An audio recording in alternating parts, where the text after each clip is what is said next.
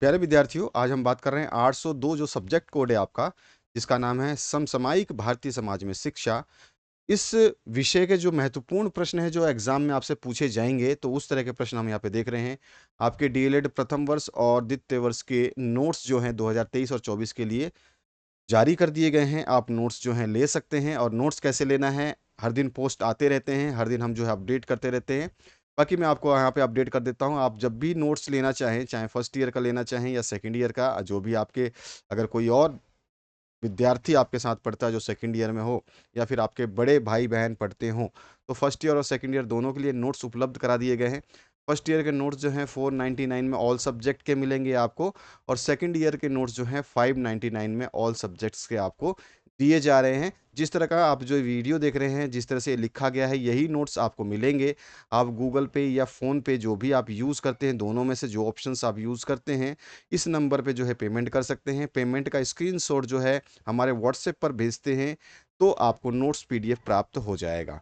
तो चलिए बढ़ते हैं, बहुत सारे बच्चों ने ले लिए हैं नोट्स, जो बच्चे बचे हुए हैं वो अपना नोट्स ले सकते हैं। आने वाले समय में ऐसा ना हो कि इन नोट्स की प्राइस में जो है हाइक हो जाए, यानी बढ़ जाए और फिर आपको पछतावा हो। तो हम आशा करते हैं कि अगर आप नोट्स लेना चाहेंगे, अगर आपको वीडियो पसंद आती है, आप इस वीडियो से कुछ समझ पाते हैं कि हाँ, ये क्वेश्चंस पूछे जाएँगे, तो आप नोट्स ले सकते हैं। पहला सब्जेक्ट हमने डिस्कस कर लिया था 801 और अब हम बात कर रहे हैं 802 की। इसमें जो पहला प्रश्न बनता है महत्वपूर्ण प्रश्नों की श्रृंखला में, वो बनता है आपका विद्यालय संस्कृति की विशेषताएँ क्या है? वर्णन कीजिए। तो विद्यालय संस्कृति की विशेषताएँ क्या होती हैं, ये बताना है आपको और इसका वर्णन कर देना है आपको। क्लियर हुआ? आपको समझ में आ गया होगा? तो विद्यालय संस्कृति क्या होती है? विद्यालय जो है, विद्यालय की संस्कृति अक्सर जो है स्थानीय सामुदायिक संस्कृति का दर्पण होती है। विद्यालय के विकास से संबंधित महत्वपूर्ण निर्णय मिलकर लिए जाते हैं विद्यालय संस्कृति के अंदर, ठीक है? ये हो गया। इसके अलावा जो है शिक्षक और विद्यार्थियों के बीच रिश्तों में खुलापन, विश्वास, प्रशंसा और सम्मान होता है विद्यालय संस्कृति में। थोड़ा-सा बहुत ध्यान से रखना, जो क्वेश्चन्स यहाँ पे दिखाए जा रहे हैं ना, ये सारे के सारे आपके लिए एग्ज़ाम के महत्वपूर्ण प्रश्न हैं, जो नोट्स के माध्यम से आपको दिए जाएँगे, इनको आपको ज़रूर पढ़ना ही पढ़ना है। यहाँ पर जो है और भी आप लिख सकते हैं, देखिए ज़रूरी नहीं है कि आपके जो प्रश्न पत्र है वो उसमें आप कितना लिखोगे। महत्वपूर्ण ये होता है कि आपका 3 अंकीय प्रश्न है, तो आप जो है 4 पॉइंट लिख दो या 5 पॉइंट लिख दो। जितने अंक का प्रश्न है, उससे 2 पॉइंट अगर आप पॉइंट वाइज़ लिखते हैं, तो उससे 2-3 पॉइंट ज़्यादा लिखने हैं। बाकी जब भी आप नोट्स लेते हैं, तो नोट्स के साथ हम भी कोशिश करेंगे कि आपको जो है इसका ब्लूप्रिंट भी दे दें। ठीक है? फर्स्ट ईयर का जैसे ही आपको नोट्स मिलेगा, तो साथ-साथ में ब्लूप्रिंट मिल जाएगा। उस ब्लूप्रिंट में मेंशन है कि कितने अंक के प्रश्नों के लिए कितना आपको लिखना है, कौन से आपका जो विषय है उसमें से कौन से चैप्टर में से कितने अंक के प्रश्न पूछे जाएँगे, कितने बहुविकल्पीय रहेंगे, कौन से 2 मार्क्स के रहेंगे, कितने वन वर्ड के रहेंगे, कितने लघुत्रात्मक यानी कि आपके जो है शॉर्ट टाइप या लॉन्ग टाइप क्वेश्चंस रहेंगे और कौन से एसे टाइप यानी निबंधात्मक क्वेश्चंस रहेंगे। ठीक है? तो इस तरह से आपको जो है वो ब्लूप्रिंट भी दे दिया जाएगा। तो विद्यालय संस्कृति की विशेषता क्या है? इस तरह से क्वेश्चन पूछा जाता है और इसमें जो है ये 4 नंबर ये प्रश्न जो है पूछा जाता है, अधिकतर 3 नंबर ये प्रश्नों में पूछा जाता है। इस विद्यालय संस्कृति की 5 विशेषताएँ बताइए, 4 विशेषताएँ बताइए, इस तरह से भी पूछा जाता है। ठीक है?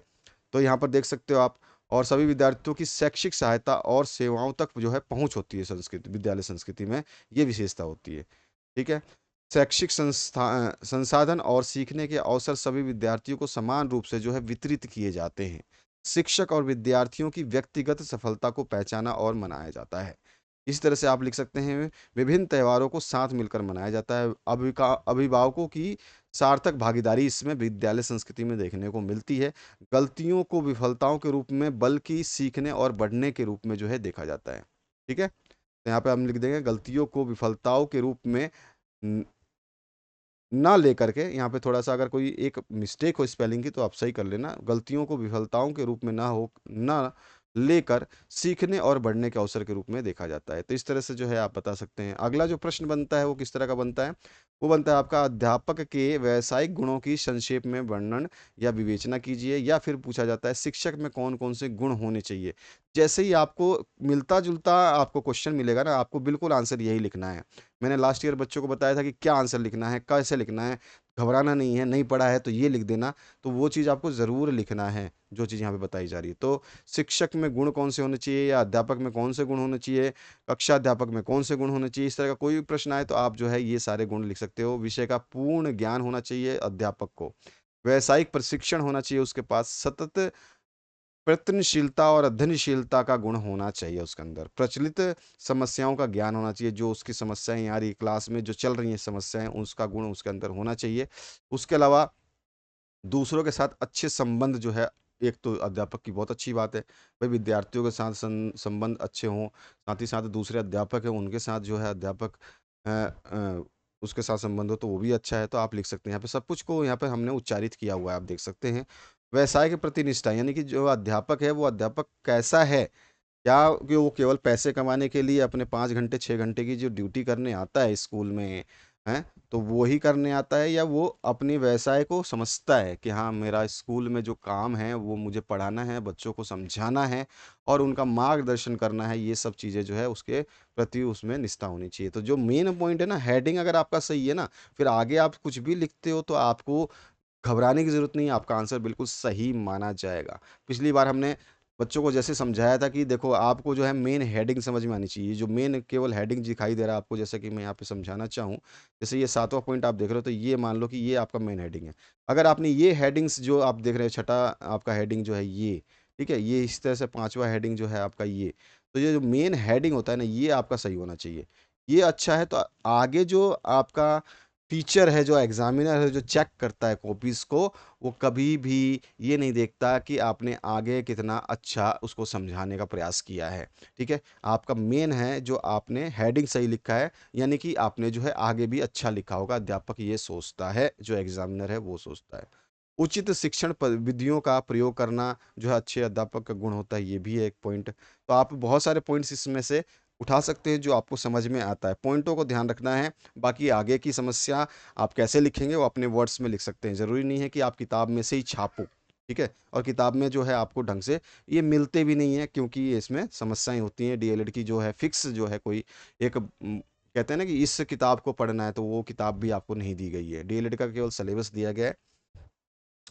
इस तरह से जो है उचित शिक्षण विधियों का प्रयोग, तो जैसे देख लिया आपने, समय का पाबंद अच्छे अध्यापक का जो है, व्यावसायिक अध्यापक हो चाहे अध्यापक हो या कक्षा अध्यापक हो, उसका गुण होता है। बालकों के प्रति प्रेम, सहानुभूति एवं रुचि होना भी जो है एक अच्छे अध्यापक का गुण होता है। कुशल वक्ता होना चाहिए, जो आपको बोले तो आप तक पहुँच जो है बच्चे जो है रुचि लेकर के उसको अच्छे से तरीके से पढ़े, चाहे वो छोटे बच्चे हों चाहे बड़े बच्चे हों। और साथ ही साथ उसका जो वो वक्ता जो है, अध्यापक जो है, जो आपको समझाने का प्रयास कर रहा है, उसका शब्द जो है वो प्रयोग करना चाहिए, तो वो अच्छा प्रयोग करना चाहिए, जिसको आसानी से जो है विद्यार्थी समझ सके। तो इस तरह से जो है बहुत सारे आप लिख सकते हैं। आगे जो है लोकतंत्रीय विकेंद्रीकरण का सिद्धांत क्या है? तो आम आदमी या नागरिक की भागीदारी जो है, इसी को लोकतांत्रिक विकेंद्रीकरण का सिद्धांत कहते हैं। वंचन क्या है? वंचन का अर्थ कुछ रखने, आनंद लेने या प्रयोग करने से रोके जाने की जो है स्थिति कहलाती है। नेक्स्ट जो क्वेश्चन है, स्कूल चलो अभियान कब शुरू हुआ था? तो जुलाई 2000 में शुरू हुआ था। बोझ के बिना सीखने से क्या तात्पर्य है? बोझ के बिना सीखने से क्या तात्पर्य है? तो आपको बताना है। तो बोझ के बिना जो ये सीखना है, इसकी अवधारणा जो है कहाँ से ली गई थी? ठीक है, तो आपको ध्यान रखना है, ये है यशपाल समिति की रिपोर्ट से 1993 में ली गई थी। आपसे पूछ लेता है, एमसीक्यू बना देता है, खालिस्तान बना सकता है, वन वर्ड बना सकता है। तो ये सब जब आपके बड़े बड़े क्वेश्चंस आते हैं ना, इसको थोड़ा समझना है। एनसीएफ 2005 से संबंधित जो है, ये आपका बोझ के बना सीखना है, ठीक है? बाकी यहाँ पे हमने दिया हुआ है कि भाई आजीवन स्वशिक्षण और कौशल विकास के अवसर सहित सीखने की गुणवत्ता को बढ़ावा देने के साथ साथ सभी स्तर पर स्कूली बच्चों, विशेष रूप से बच्चों पर बोझ को कम करने के बारे में सलाह देने के लिए यह अवधारणा ली गई है, यानी कि बैग में जो है किताबें कम की जाएं। और ये जो अवधारणा एनसीएफ 2005 से संबंधित है।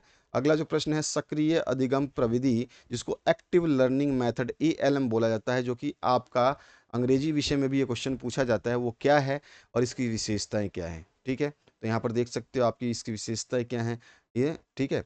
साथ ही साथ ये विधि क्या है, सब कुछ मैंने लिखा हुआ है। अगर मैं वीडियो को थोड़ा-सा आपको ज़्यादा डिटेल में समझाऊँ, तो ज़्यादा जो है आपको समस्या हो जाएगी कि ये वीडियो लंबा हो गया।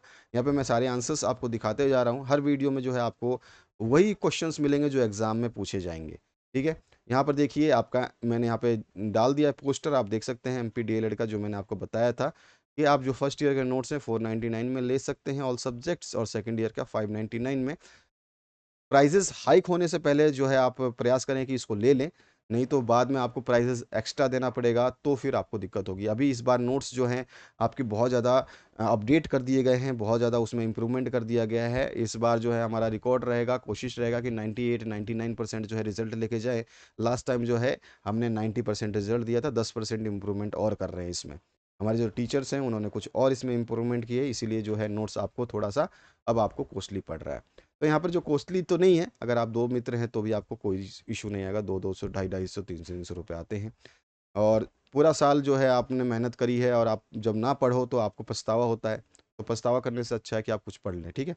तो ये तो हो गया हमारा सक्रिय अधिगम प्रविधि की विशेषताएँ जो मैंने पूछ बताया था आपको, ठीक है? जिसको हम एक्टिव लर्निंग मेथड की विशेषताएँ पूछा जाता है, तो ये आपकी हो गई। केंद्रीय शिक्षा परामर्श मंडल की स्थापना जो है 1921 में की गई थी। भारत में जाति का आधार जो है हमेशा जन्म को माना जाता है, ठीक है? जन्म के आधार पर जो है जाति डिसाइड होती है। इसके अलावा जो है पूछा गया है जिला प्राथमिक शिक्षा कार्यक्रम जिसको डीपीईपी कभी-कभी फुल फॉर्म भी पूछता है, तो कब लागू हुआ था? तो 1994 में लागू हुआ था। विश्व स्तर पर संयुक्त राष्ट्र संघ की स्थापना कब की गई थी? तो 1945 में की गई थी। एनसीईआरटी की स्थापना कब की गई थी? 1961 में की गई थी। एनसीईआरटी के कार्य पूछता है कभी-कभी आपसे, तो एनसीईआरटी के कार्य बताइए तो कम से कम 6-7 पॉइंट, जो आपको एग्ज़ामिनर ने अगर 3 नंबर का क्वेश्चन दिया है तो 5 पॉइंट लिख देना है, 5 नंबर का क्वेश्चन दिया है तो 7 पॉइंट लिख देना है। हमेशा जो पॉइंट आपको लिखना है वो 2 पॉइंट एक्स्ट्रा लिखना है जितने नंबर का वो क्वेश्चन है, ठीक है? तो इस तरह से एनसीईआरटी के कार्य आपको बताने हैं, तो देखो सारे एनसीईआरटी के कार्य यहाँ पे लिखे हैं, बिंदुओं को बना करके लिखा गया है।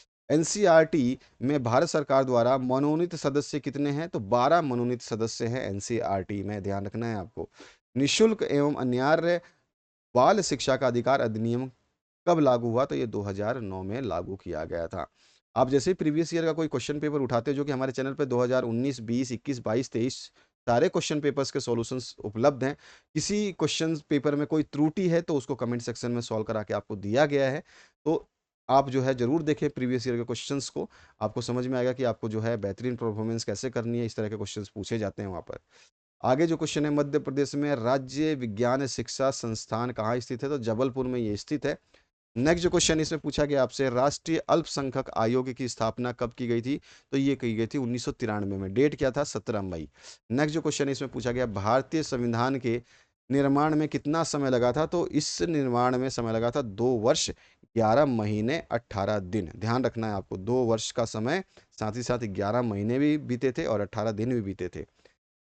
बहुस्तरीय शिक्षण से आप क्या समझते हैं या क्या आशय है? तो बहुस्तरीय शिक्षण का मतलब क्या होता है? अलग-अलग स्तर, जो कि आपका जो बच्चा कमज़ोर हो या तेज़ हो, उनको साथ-साथ सिखाना होता है, ठीक है?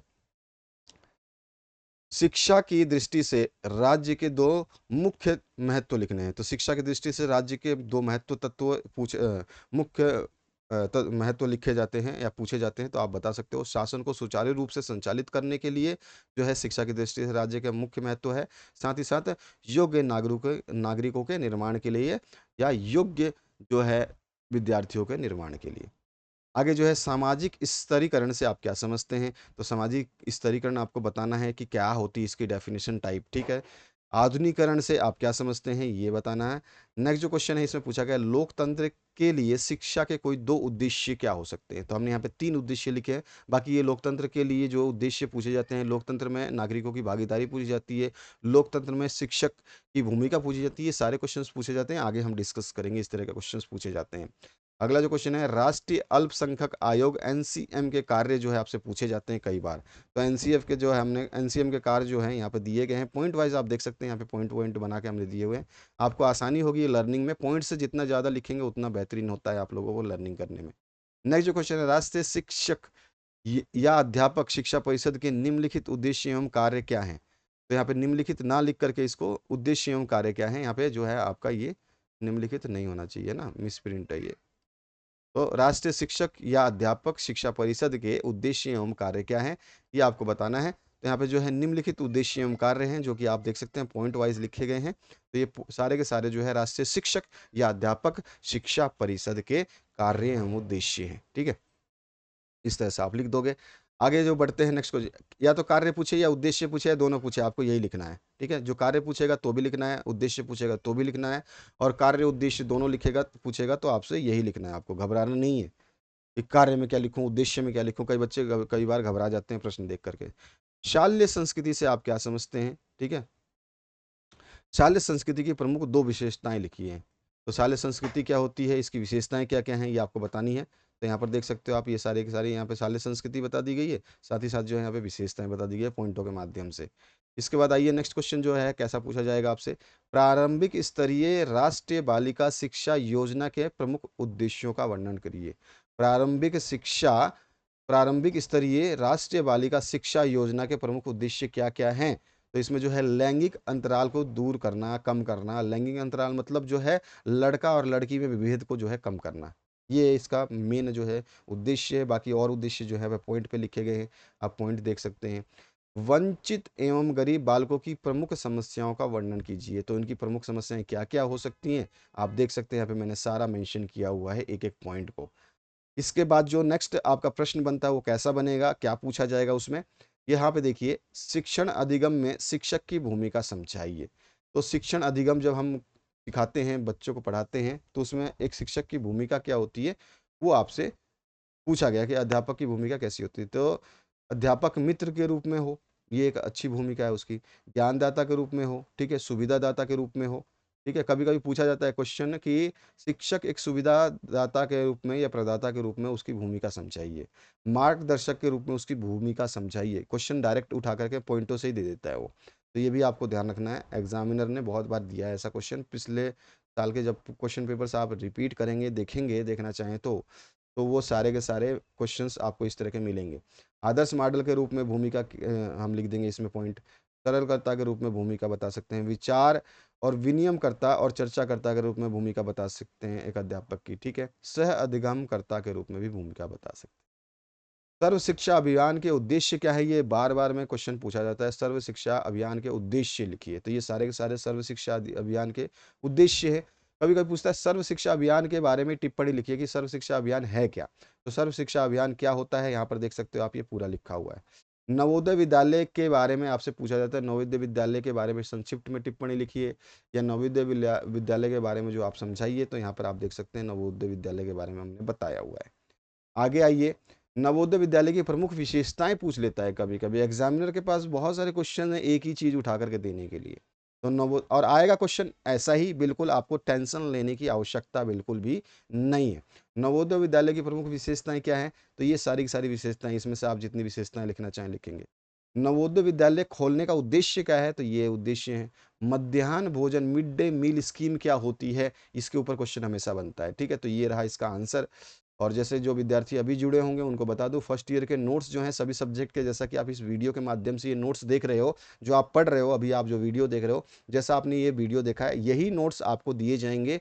आपका फर्स्ट ईयर का नोट्स जो है 499 में ऑल सब्जेक्ट है। सेकंड ईयर का नोट्स जो है 599 में ऑल सब्जेक्ट है। आपको जी पे यानी कि गूगल पे या फ़ोन पे से पेमेंट करनी है इस पेमेंट को, और उसका स्क्रीनशॉट जो है हमारे व्हाट्सएप पर भेज देंगे तो आपको नोट्स का पीडीएफ दे दिया जाएगा। आगे बढ़ते हैं, और कौन से क्वेश्चंस बनते हैं। मध्याह्न भोजन योजना के उद्देश्य क्या है, देखिए पहले तो यहाँ पे बताया गया मिड डे मील योजना क्या है। ठीक है, अब इस मध्याह्न भोजन यानी मिड डे मील स्कीम की उद्देश्य क्या है। ठीक है, तो ये है इसका उद्देश्य। और मध्याह्न भोजन योजना के गुण क्या है, कभी कभी ये पूछता है, तो मध्याह्न भोजन योजना के गुण ये है। ठीक है, आगे जो है आपसे पूछा जाता है एक क्वेश्चन, बहुत बार हमेशा घुमा फिरा के हर साल दे देता है, कभी कभी किसी एक साल छोड़ा होगा तो छोड़ा होगा, नहीं तो नहीं छोड़ता है। राष्ट्रीय शैक्षिक अनुसंधान एवं परीक्षण परिषद, जिसको एनसीईआरटी बोला जाता है, उसके बारे में आपसे पूछा जा सकता है कि भैया इसकी स्थापना किसने की। ठीक है, इसकी स्थापना कब हुई थी, इसके उद्देश्य क्या है। तो इस बारे में जो है हम यहाँ पे देख सकते हैं, एनसीईआरटी आपके बारे में मैंने यहाँ पे डिस्क्राइब किया एनसीईआरटी है क्या। ठीक है, और शिक्षा के निजीकरण के दोष जो हैं आप बता सकते हैं कि शिक्षा को जब हम टेक कर लेते हैं, यानी कि गवर्नमेंट के हाथों से जो है निजी कंपनियां ले लेती हैं, निजी आदमी ले लेते हैं, जो हर जगह आप देख रहे हो कि स्कूल्स खोल खोल के बैठे हुए हैं, प्राइवेट जो स्कूल्स होते हैं, तो उसके दोष क्या होते हैं ये आपको बताना है। ठीक है, तो यहाँ पे देखो सरकार का अधिकार जो है कम होता है इस पे। क्योंकि इसमें जो फ़ीस उनको तय करनी होती है वो सरकार ना हो करके बल्कि जो शिक्षा संचालक है, जो विद्यालय संचालक है, वो उसको तय करता है। तो यहाँ पर जो है इस तरह की जो है दोष बता सकते हैं। शिक्षा के निजीकरण का गुण भी बता सकते हैं आप, गुण भी बहुत अच्छा है, क्योंकि इसमें जो है शिक्षा का जो औचित्य है ना वो ज़्यादा सार्थक दिखाई देता है। क्योंकि यहाँ पर जो है आप अगर एक अध्यापक है, अगर आप में क्वालिटीज़ नहीं है, आप बच्चों को ढंग से नहीं पढ़ा रहे, तो आपको जो है रिप्लेस कर दिया जाएगा। लेकिन वहीं सरकारी स्कूलों में देखा जाए तो जो अगर एक बार एडमिट हो गया सरकारी नौकरी में, तो उसको मरने तक जो है आप निकाल नहीं सकते हो। ठीक है ना? ये बहुत सारी चीज़ें हैं जो इसमें तो गुण और दोष आपको दोनों पता होना चाहिए। फुल फॉर्म कभी-कभी आपसे पूछ लेता है, एमडीएम का फुल फॉर्म बताइए, ठीक है? एसएसए का फुल फॉर्म आपको, एनएलएम का फुल फॉर्म, आरटी का फुल फॉर्म, एनसीएफ का फुल फॉर्म, एनईपी का फुल फॉर्म, सीबीएसई का, आईसीएसई का, साथ ही एलकेजी का, यूकेजी का, हमेशा एलकेजी, यूकेजी का तो बहुत बार पूछा गया है, ठीक है? तो आपको पता होना चाहिए और बाकी जो फुल फॉर्म है आप देख सकते हो यहाँ पर भी है। तो इन फुल फॉर्म को ज़रूर आपको याद रखना है। राज्य से क्या आशय है, यानी कि राज्य से आप क्या समझते हैं? राज्य उसे कहते हैं जहाँ कुछ लोग एक निश्चित प्रदेश में एक सरकार के अधीन संगठित होते हैं। यह सरकार आंतरिक मामलों में अपनी जनता की संप्रभुता को प्रकट करती है और बाहरी मामलों में अन्य सरकारों से स्वतंत्र होती है। ठीक है? संस्कृति का क्या अर्थ है आपको बताना है, यहाँ पे दिया गया है। इसी तरह से शिक्षक के वैधानिक प्रावधान से आप क्या समझते हैं, सॉरी, शिक्षा के संवैधानिक प्रावधान से आप क्या समझते हैं कि भाई शिक्षा का संविधान में क्या प्रावधान किया गया है, उसके बारे में पूछा गया है, ठीक है? तो आप बता सकते हैं, यहाँ पे आंसर दिया गया है। इस तरह से हमारे संविधान में मौलिक अधिकारों की चर्चा करनी है। मौलिक अधिकार हमेशा पूछा जाता है और पूछेगा इस बार भी। समानता का अधिकार पहला जो हमारा मौलिक अधिकार है, इसमें बहुत सारी जो है अधिकार आते हैं छोटे छोटे। चाहें तो आप इनको मेंशन करें, ये जैसे अ ब स द, अगर आप मेंशन करना चाहें तो करें, नहीं तो नहीं भी कर सकते हैं। लेकिन मेन पॉइंट जो है समानता का अधिकार है, ठीक है? जैसे कि यहाँ पे मेंशन किया गया है, ये आपका समानता का अधिकार होता है, ठीक है? साथ ही साथ जो है आप बता सकते हैं दूसरे पॉइंट में कि भैया आपका स्वतंत्रता का अधिकार भी है। तो ये सारे के सारे जो है मेन पॉइंट है। इस तरह से ये सारे के सारे अधिकार आपको मेंशन करने हैं। और तीसरा पॉइंट आप बताओगे शोषण के विरुद्ध अधिकार। चौथा पॉइंट बताओगे धार्मिक स्वतंत्रता का अधिकार। पांचवा पॉइंट है सांस्कृतिक सांस्कृतिक तथा शिक्षा संबंधी अधिकार है। और संपत्ति का अधिकार है। संवैधानिक उपचारों का अधिकार भी आपको दिया गया है। ये सारे के सारे संवैधानिक अधिकार है। इसी में आपको अगर एक और क्वेश्चन पूछा जाए, अलग से पूछता है, जरूरी नहीं कि अथवा दे, आपसे डायरेक्ट ये क्वेश्चन उठा के पूछ सकता है, राष्ट्रीय शिक्षा नीति 1986 में शैक्षिक समानता के लिए प्रमुख प्रावधान किस प्रकार के हैं? तो आपको बताना है। ये रहा इसका समाधान। वंचित वर्ग से क्या आशय होता है, यहाँ पे बता दिया है मैंने आपको। इस तरह से जो है आपका और भी है, स्कूल का क्या महत्व है आपको बताना है, ठीक है? यहाँ पे विद्यालय का महत्व भी पूछ सकता है, स्कूल का महत्व भी पूछ सकता है, जो कि हम आगे बता देंगे आपको। शिक्षा का लोकतंत्र पर क्या प्रभाव है, स्पष्ट कीजिए। जो कि मैंने बताया था आपको, लोकतंत्र के बारे में क्वेश्चन हमेशा पूछता है। तो देख सकते हैं ये पॉइंट जो है आपको मेंशन किए गए हैं। ये सारे पॉइंट जो है इसमें मेंशन किए गए हैं। आप इसमें से जो पॉइंट जितने ज़्यादा याद कर सकते हैं आराम से कर सकते हैं। वैश्वीकरण के मार्ग में आने वाली प्रमुख बाधाओं का वर्णन कीजिए। तो वैश्वीकरण के मार्ग में कौन कौन सी कठिनाइयाँ आती हैं वो आपको बताना है। ये कठिनाइयाँ आपके सामने हैं, जो पॉइंटों के रूप में यहाँ पे डिस्कस किया गया है। आप देख सकते हैं बहुत सारी बाधाएं हैं जो आती हैं वैश्वीकरण के रूप में। और आपसे क्वेश्चन पूछ सकता है कि निःशुल्क एवं अनिवार्य बाल शिक्षा का अधिकार अधिनियम 2009 को स्पष्ट कीजिए, कि ये नियम क्या कहता है, इसमें क्या प्रावधान है। ये भी आपसे पूछता है कि इसके प्रावधान को स्पष्ट कीजिए। तो ये रहा इसके प्रावधान, ये सारे के सारे इसके प्रावधान हैं। और इसमें एक बहुत इंपॉर्टेंट है, शिक्षक शिक्षक जो है ट्यूशन नहीं पढ़ाएंगे। ये कौन से अधिनियम कहता है?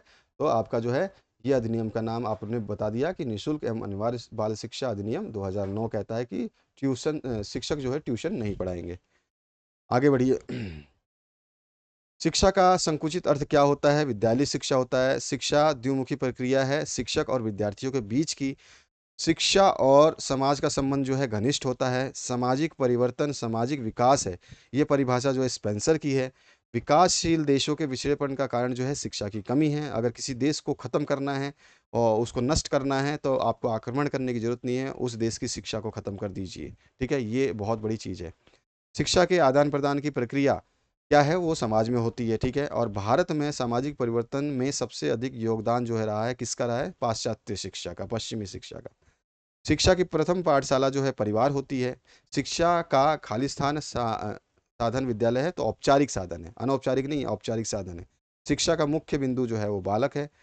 राज्य में अनिवार्य तत्वों को लिखिए। राज्य के अनिवार्य तत्व कौन-कौन से होते हैं? तो राज्य में एक जनसंख्या होती है, क्योंकि किसी भी राज्य की कुछ जनसंख्या होगी, ठीक है? आप जिस भी प्रदेश में हो, उसकी एक जनसंख्या होती है, एक निश्चित क्षेत्र होता है, उस क्षेत्र के बाहर आपका राज्य खत्म हो जाता है। उस राज्य की एक सरकार होती है, उस सरकार के द्वारा जो है वहाँ पे संप्रभुता लाया जाता है। तो ये 4 जो है अनिवार्य तत्व होते हैं, ध्यान रखना है। कई बार ये क्वेश्चन पूछा गया है एग्ज़ामिनर के द्वारा। विद्यालय से आप क्या समझते हैं? जैसे मैंने बता दिया कि जहाँ पर जो है शिक्षा ग्रहण की जाती है, यहाँ बच्चों का विकास होता है, यही विद्यालय कहलाता है। और शिक्षा की दृष्टि से राज्य के 2 महत्व जो है आपको लिखना है। तो सुचारू शाचन शासन है, योग्य नागरिकों का निर्माण, जो कि मैंने आपको स्टार्टिंग में बताया था। इसके अलावा निजी शिक्षण संस्थानों के प्रकार जो आप बता सकते हैं, सरकार से आंशिक वित्त पोषण और स्व-वित्त पोषण। साथ ही साथ जो है शिक्षा के निजीकरण के दोष क्या हो सकते हैं? तो अगर छोटे-छोटे आपके 1-1, 2-2 नंबर के इस तरह क्वेश्चन पूछते हैं, तो केवल आपको ये पॉइंट ही लिखने हैं। लेकिन अगर आपको दोष पूछता है, तो जो मैंने अभी ऊपर बताया था, उन दोषों को ढंग से लिखना पड़ेगा। आर्थिक विकास के निर्धारक तत्व जो है आप बता सकते हैं। राष्ट्रीय विकास में शिक्षा का क्या महत्व होता है, आप बता सकते हैं। शिक्षा के सामान्य उद्देश्य क्या-क्या हैं? ये रहे उद्देश्य बहुत सारे। साथ ही साथ शिक्षा का महत्व क्या है, ये बता सकते हैं। शिक्षा है क्या? ये आप बता सकते हैं। शिक्षा के उद्देश्य क्या है, ये बता सकते हैं आप। इस तरह से सामाजिक परिवर्तनों पर शिक्षा का प्रभाव जो है आपको समझाना है, तो आप इन पॉइंटों के माध्यम से जो है सामाजिक परिवर्तनों पर शिक्षा का प्रभाव समझा सकते हैं। धर्म एवं शिक्षा का संबंध क्या होता है, ये आपसे पूछा जाता है क्वेश्चन। शिक्षा आधुनिकीकरण में कैसे सहायक है, यानी शिक्षा से आधुनिकीकरण कैसे होता है, मॉडर्नाइजेशन कैसे होता है, ये बताना है। भारतीय संविधान के मूल कर्तव्य, नैतिक मूल्य पर जो है प्रकाश डालना है कि भारतीय संविधान के मूल कर्तव्य क्या हैं या इसके नैतिक मूल्य क्या हैं। तो ये सारे पॉइंट्स जो हैं इसके माध्यम से आप इसको स्पष्ट करेंगे। आगे बढ़ते हैं, अगला जो क्वेश्चन पूछा जाएगा आपको किस तरह से पूछा है, कोठारी मिशन के गुण और दोष बताइए। तो यहाँ पे गुण दिखा, तो कभी आपसे गुण पूछ सकता है, कभी दोष पूछ सकता है, कभी दोनों ही पूछ सकता है। तो गुण भी दिए गए हैं, दोष भी दिए गए हैं। गुण ये रहे आपके सामने 6 पॉइंटों में, और इस तरह से दोष जो हैं आपको यहाँ पे दिखाई देगा। ठीक है? आगे बढ़ते हैं, नेक्स्ट जो आपका क्वेश्चन बनता है उसमें पूछा गया है भारतीय संविधान में शिक्षा के महत्व पर प्रकाश डालना है आपको। तो भारतीय संविधान में शिक्षा का क्या महत्व है, उसके ऊपर जो है प्रकाश डालना है आपको। तो ये सारे के सारे अनुच्छेदों के हिसाब से जो आपको थोड़ा-सा समझाना होगा। ये पॉइंट्स को आपको ज़रूर याद रखना है। राष्ट्रीय शिक्षा नीति पर प्रकाश डालिए। राष्ट्रीय शिक्षा नीति क्या है, उस पर आपको प्रकाश डालना है। लोकतंत्र की परिभाषा तथा विशेषताएँ समझाइए कि लोकतंत्र की परिभाषा क्या होगी, विशेषता क्या होती है इसकी, ठीक है? इसके अब्राहम लिंकन का एक बहुत बड़ा कथन है। तो इनके अनुसार जो है लोकतंत्र क्या होता है, जनता के लिए जनता द्वारा शासन है। ये अब्राहम लिंकन का कथन है, कभी-कभी एमसीक्यू बना के पूछ लिया जाता है। ठीक है? लोकतंत्र की विशेषताएँ क्या हैं? तो यहाँ पर हम विशेषताएँ बता देंगे। बालिका शिक्षा को समझाइए, बहुत बड़ा क्वेश्चन है, हमेशा पूछा जाता है। वैश्वीकरण क्या है? ये आपसे ग्लोबलाइज़ेशन के बारे में पूछा जाता है। अध्यापक की भूमिका को समझाइए, अध्यापक की भूमिका क्या होती है? वो डॉक्टर सर्वपल्ली राधाकृष्णन के अनुसार भी पूछ सकता है। बोलेगा डॉक्टर सर्वपल्ली राधाकृष्णन के अनुसार अध्यापक की भूमिका बताइए, तो इस तरह से आपको जो है इसका आंसर लिखना होगा। क्वेश्चन को कैसे भी तोड़-मरोड़ सकता है एग्ज़ामिनर, आपसे नहीं पूछेगा। कोठारी कमीशन पर टिप्पणी लिखिए, कोठारी आयोग पर टिप्पणी लिखिए, तो भी आपको पता होना चाहिए कोठारी आयोग जो है कब से कब तक है, तो ये आपका 1964 से 1966 तक, ठीक है? इस तरह से है। इसको जो है 1964 में जो है लागू किया गया था, और इसके संशोधन जो है 66 तक होते रहे, इस तरह से आपका ये होता है। कोठारी मिशन के जो है सुझाव क्या-क्या थे, तो उन्होंने कुछ सुझाव दिए थे, सिफ़ारिशें की थी, तो इन सिफ़ारिशों को आपको याद रखना है। इस तरह आर्थिक विकास में शिक्षा की भूमिका क्या हो सकती है कि आर्थिक विकास कैसे करें, उसमें शिक्षा की भूमिका क्या होगी, तो ये आपको बताना है। तो आप देख सकते हो आर्थिक विकास में शिक्षा की भूमिका क्या है, यहाँ पे दिया गया है कि आर्थिक विकास, यानी कि जो पैसे हैं उसमें पैसे को बढ़ाने में शिक्षा क्या भूमिका अदा अदा कर सकती है, तो ये देखो ये पॉइंटों के माध्यम से आप देख सकते हो। ये सारे के सारे जो पॉइंट बताते हैं कि आर्थिक विकास में शिक्षा क्या कर सकता है। इस तरह से शिक्षा एक गतिशील प्रक्रिया है, इसको स्पष्ट करना है। शिक्षा के उद्देश्य जो है आपको बताना है, जिसके प्रमुख उद्देश्य पॉइंटों के माध्यम से हमने जो है यहाँ पे डिस्कस किया हुआ है। इसके अलावा जो है आप बता सकते हैं राष्ट्र विकास में शिक्षा का योगदान क्या हो सकता है। राज्य के अनिवार्य तत्वों को लिखिए, जो कि मैंने आपको बताया था कि 4 तत्व होते हैं, जनसंख्या, एक निश्चित क्षेत्र, सरकार और संप्रभुता। साथ ही साथ शिक्षा के निजीकरण से क्या तात्पर्य है, निजीकरण के प्रमुख कारणों का उल्लेख कीजिए। तो भाई शिक्षा का निजीकरण से क्या तात्पर्य होता है, ये बता दिया हमने, जैसे कि यहाँ पर। साथ ही साथ जो है इसके प्रमुख कारण क्या हो सकते हैं, भाई निजीकरण क्यों करवाया जाता है या क्यों किया जाता है, तो यहाँ पर जो है आप बता सकते हैं इन पॉइंटों के माध्यम से। विद्यालय से आप क्या समझते हैं, आप बता सकते हो। विद्यालय की प्रमुख विशेषताओं का उल्लेख कीजिए कि स्कूल की विशेषताएं या विद्यालय की विशेषताएं क्या होती है। राष्ट्रीय अल्पसंख्यक आयोग के गठन का मुख्य उद्देश्य क्या है। कस्तूरबा गांधी बालिका विद्यालय योजना से आप क्या समझते हैं, इस योजना के प्रमुख उद्देश्यों का उल्लेख कीजिए। साथ ही साथ जो है आप और बता देंगे तो इन पॉइंटों को इस तरह से आप जो है स्पष्ट कर पाएँगे। तो इस तरह से आप जो है नोट्स ले सकते हैं, जो कि मैंने आपको बताया हुआ है। बाकी एमसीक्यू और जो आपके वन वर्ड्स के क्वेश्चन हैं, उनके वीडियोज़ भी जल्द से जल्द हम आपको पहुँचा देंगे। अभी आपके सब्जेक्ट टू सब्जेक्ट वाइज़ जो बड़े क्वेश्चंस होते हैं, कुछ छोटे क्वेश्चंस पूछे जाते हैं, तो उनका मिश्रित रूप से आप जो है वीडियो देख रहे हैं। तो मुझे आशा है, विश्वास है कि आप लोग जो है इन वीडियोज़ को समझ पा रहे होंगे कि ये वीडियो कितनी इम्पोर्टेंट है, और अपने दोस्तों के साथ जो है आप इसको देख कर के अपनी तैयारी कर रहे होंगे। आपके सामने स्क्रीन पर मैंने बता दिया, फर्स्ट ईयर के नोट्स जो है 499 में उपलब्ध हैं। दोबारा बता देता हूँ, सेकंड ईयर के नोट्स जो है 599 में उपलब्ध है। सभी सब्जेक्ट विषय मिलेंगे आपको, और जी पे या फ़ोन पे जैसे ही कर देंगे आप इस नंबर पे, तो इसी नंबर पे व्हाट्सएप करना है आपको, उसी स्क्रीनशॉट को जो कि आपने जो है पेमेंट कर दिया है। आपको इमीडिएट जैसे ही आपका स्क्रीनशॉट हमारे व्हाट्सएप पे आता है, आपको पीडीएफ नोट्स जो है वो सारे के सारे दे दिए जाएँगे। 801, 802, 803, 804, 805, 806, इस तरह से जो आपके सारे सब्जेक्ट हैं उनको दे दिया जाएगा। इसी तरह सेकंड ईयर के भी 901, 902, 903 सभी विषय को दे दिया जाएगा। Thank you very much, have a good day.